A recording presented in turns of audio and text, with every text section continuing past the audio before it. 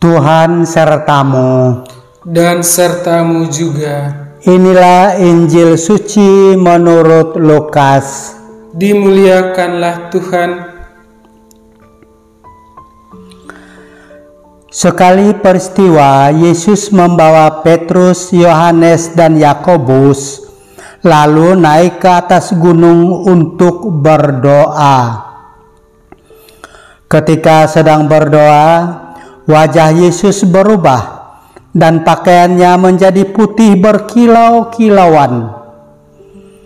Dan tampaklah dua orang berbicara dengan dia, yaitu Musa dan Elia.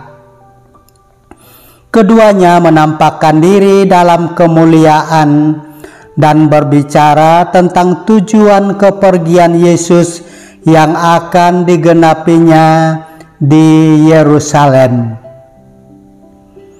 Sementara itu, Petrus dan teman-temannya telah tertidur, dan ketika terbangun, mereka melihat Yesus dalam kemuliaannya, juga kedua orang yang berdiri di dekat Yesus itu. Dan ketika kedua orang itu hendak meninggalkan Yesus, Petrus berkata kepada Yesus, "Guru, betapa bahagianya kami berada di tempat ini. Baiklah, kami dirikan sekarang 3 kemah, 1 untuk engkau, 1 untuk Musa, dan 1 untuk Elia." Tetapi Petrus tidak tahu apa yang dikatakannya itu. Sementara Petrus berkata demikian, datanglah awan menaungi mereka, dan ketika masuk ke dalam awan itu, takutlah mereka.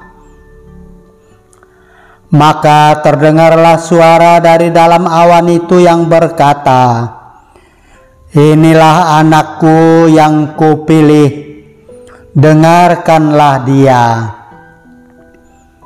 Ketika suara itu terdengar, tampaklah Yesus tinggal seorang diri. Murid-murid itu merahasiakan semuanya itu, dan pada masa itu mereka tidak menceritakan kepada siapapun apa yang telah mereka lihat itu.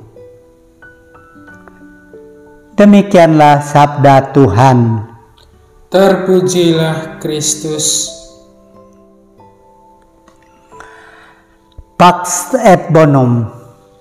Semoga Tuhan menganugerahkan damai dan kebaikannya kepada kita. Umat beriman yang dikasihi Tuhan, bacaan-bacaan dan doa-doa dalam perayaan Ekaristi pada masa Prapaskah ini mengajak kita untuk mengikuti Yesus menempuh jalan salib yang menuntun kita pada kemuliaan.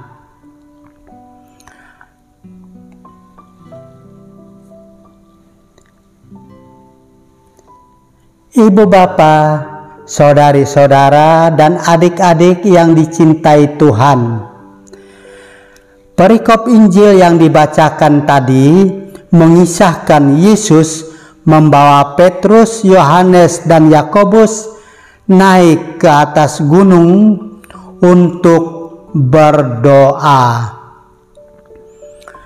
Selanjutnya disebutkan, pertama, pada waktu Yesus sedang berdoa terjadilah transfigurasi, yaitu perubahan wajah Yesus. Penginjil Lukas dan Markus hanya menyebutkan pakaian Yesus menjadi putih berkilau-kilauan.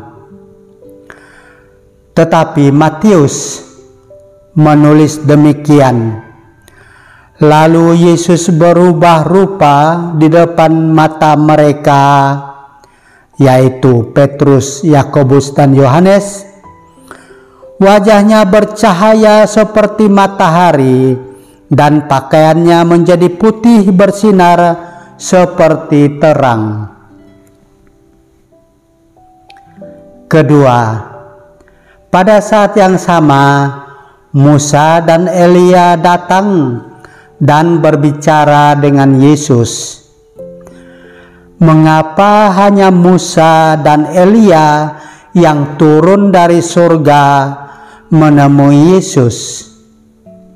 Mari kita lihat. Siapakah Musa? Musa yang memimpin Eksodus, keluarnya Bani Israel dari Mesir menuju tanah yang dihibahkan oleh Allah kepada bangsa ini. Kedua, Musa yang menerima 10 perintah Allah sebagai panduan dasar untuk mencapai keselamatan. Lalu Musa pula yang menulis hukum Taurat. Sedangkan Elia adalah nabi yang paling gigih membela hukum Taurat, memulihkan ibadah yang telah rusak, dan memupuk kesalehan sejati yang hampir hilang. Jadi, Musa menulis hukum Taurat, Elia mengamankan hukum itu dan menjaganya agar lestari serta diamalkan sampai tiba saatnya digenapi oleh Yesus. Perjumpaan Musa, Elia dan Yesus ini memperlihatkan ada kesinambungan karya penyelamatan Allah dari satu periode ke periode yang lain, dari nabi yang satu ke nabi yang lain.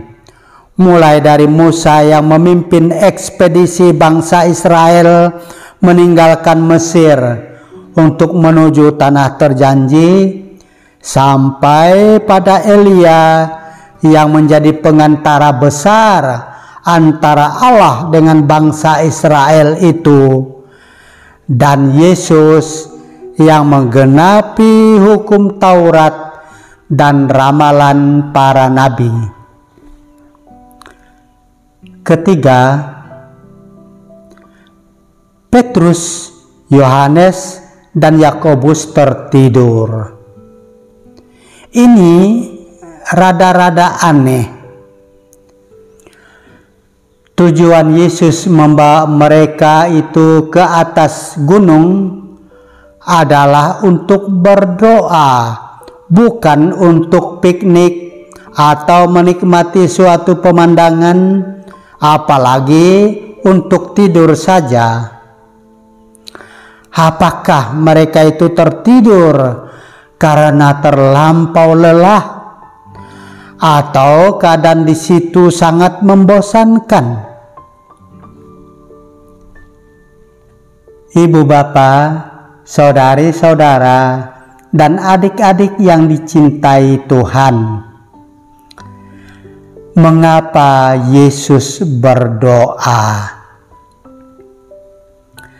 Dalam Injil Matius, Markus, dan Yohanes, tidak kurang dari 10 kali disebutkan Yesus berdoa pada waktu yang berbeda, di tempat yang berbeda-beda pula. Ibu bapak, saudari-saudara, dan adik-adik yang dikasihi Tuhan, mungkin Anda sekalian seperti saya yang juga sering bertanya, mengapa Yesus berdoa? Dalam Injil Matius, Markus, dan Yohanes, tidak kurang dari 10 kali disebutkan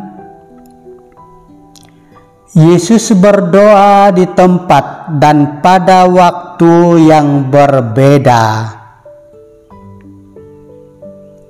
Umat beriman yang terkasih, Yesus tidak tahu dari semula apa yang akan terjadi di sepanjang hidupnya dan kemana Allah Bapa akan membawanya.